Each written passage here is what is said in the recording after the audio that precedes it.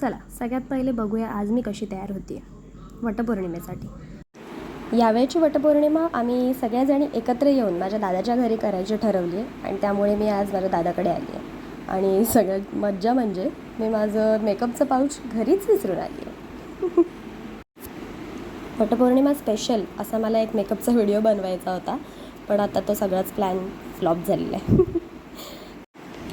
त्यामुळे थोडीशी shade adjust करून म्हणजे मॅच करायचा प्रयत्न करून मी BB क्रीम लावून घेतलं आहे आणि आता त्यानंतर कन्सिलरसुद्धा मी जरा मॅच करून लावण्याचा प्रयत्न करते आहे.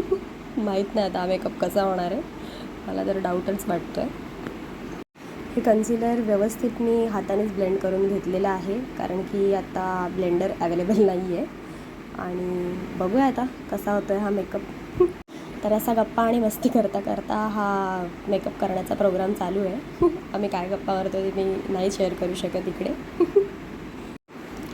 ही लॅक्मेची लूज पावडर म्हणजे रोज पावडर मी लावते आहे आणि मला सध्या तरी डाऊट येतो आहे की माहीत नाही ॲट द एंड मी कशी दिसणार आहे.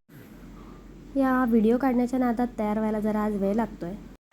चला जरा फास्ट आवरूयात. हा माझा मनुका म्हणजे माझी भाची. तिला सतत बघायचं असतं की मी काय रेकॉर्ड करते, कसे व्हिडिओज काढते आणि ती बऱ्याच वेळेला माझे व्हिडिओज काढत पण असते. इन द मीन टाईम मी लावलं आहे आयशॅडो आणि लायनर आणि एक टिकली. हे कानातले घालण्याचा मी विचार करते आहे, बघू कसे दिसतात. ही माझी वहिनी, जिला अजिबात माहीत नाही आहे की समोर व्हिडिओ चालू आहे. मी म्हणलं ये व्हिडिओत काय प्रॉब्लेम नाही, मी तो भाग कट करेन. त्यामुळे ह्या मॅडम पण व्हिडिओत आल्यात. आणि मी कोणती ज्वेलरी घालू हे शेवटपर्यंत ठरणार नाही आहे, त्यामुळे आपण आता वळूया व्हिडिओकडे. त्यामध्ये तुम्हाला कळेलच मी नेमकं काय घातलं.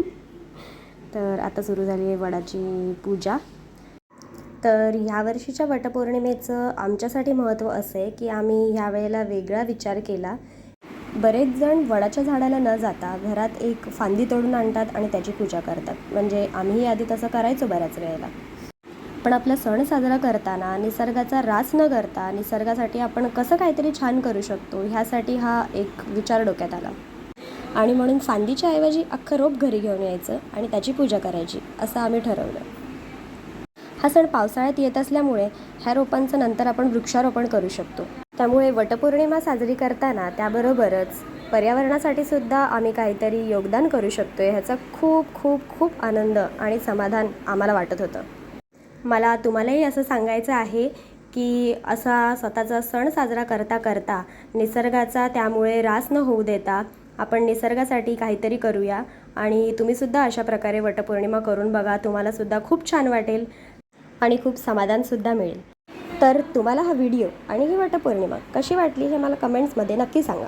बघा किती सुंदर दिसत आहेत ना ही रोपं, खूपच मस्त. आणि आम्हीसुद्धा. त्याचबरोबर माझा जुगाडू मेकअप लुक कसा वाटला ते सुद्धा नक्की सांगा. असंच तुमचं भरभरून प्रेम राहू द्या. आणि नुसतं प्रेम नको, सबस्क्राईबसुद्धा करा. चला तर मग पुन्हा भेटूया लवकरच.